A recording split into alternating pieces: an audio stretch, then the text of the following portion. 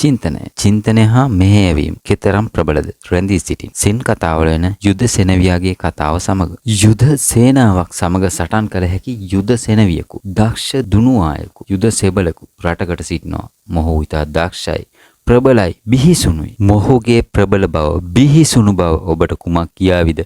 බලා සිටින අවසන් තාප්පරයේදී ඔබගේ ජීවිතය කඩා නොවැටි ඉදිරිය දකින දක්ෂ පුද්ගලයෙක් ඔබ නම් රැඳෙන්න අපසම්. මතක තියාගන්න. මේ කතාව අහන ඔබ දක්ෂයෙක්. ඔබ මේ ලෝකෙට වටිනා වස්තුවක්. නමුත් දිරිගැන්වීම තුළින් මිනිස් බුද්ධිය නිරන්තරයෙන් අවදි වන්නේ. ජපානයේ ජීවත් වූ මේ දුනුආය දිනක් පුහුණුවීම් කරන අතරතුරදී මොහුගේ ගෝලයෝ, ඒ කියන්නේ මොහුගෙන් දුනුවිදීම ඉගෙන ගන්නා ශිෂ්‍ය ශිෂ්‍යාවෝ පිරිසක් ඔහුගේ පුහුණු භූමිය කරා පැමිණෙනවා. දෙයියනේ පුදුමයක්. සිසුන් පැමිණ කෙතරම් වේලාවක් ගත වුණත් මේ ගුරුවරයා Taman පුහුණුවීම සඳහා ලබා ගන්නා ලද ඉලක්ක පතේ වෙත Tamanගේ ඊතලයේ එල්ල කරගෙන එක් ඉරියව්වක රැඳී සිටිනවා. දක්ෂ දුනුආයෙක්, දක්ෂ ඉලක්කකරුවෙක්. කුමක්ද මේ කාලය කාදැමීම?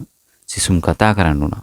වාද කළා. අද වගේම තමා පේන දකින දෙයින් එපිට විචාර බුද්ධියක් නොමැති සිසුන් එකලද සිටියා. තමා ඉලක්කයක් නැහැරි මේ ගුරුවරයා තම සිසුන්ට මෙහෙම කියනවා. මම මේ ඊතලේ විදලා ඉවරයි. මම මගේ ඉලක්කය හඳුනාගෙන ඉවරයි. නමුත් මේ ඊතලය ඉලක්කය කරා ගමන් කරන්න ඕන වාතාවරණය තාම සැලසිලා නැහැ. අන්න ඒකයි මේ ඊතලේ මම උදා නොහලේ. ඒ මොහොත එනකල් මම බලාගෙන ඉන්නවා කියලා මේ රණ ශූරයා කියනවා. ඔබ මෙතෙක් වේලා මේ වීඩියෝ එක සමග රැඳිලා සිටියනම් මේක තමයි හොඳම වේලාව. ඔබේ ජීවිතය මුවහත් කරගන්න. ඉතින් අනෙක් අයට ලොකු කලබලයක්, ප්‍රශ්නයක්. නමුත් මේ රණ ශූරයාට ඉලක්කය. අනෙත් අයට ප්‍රශ්නයක්.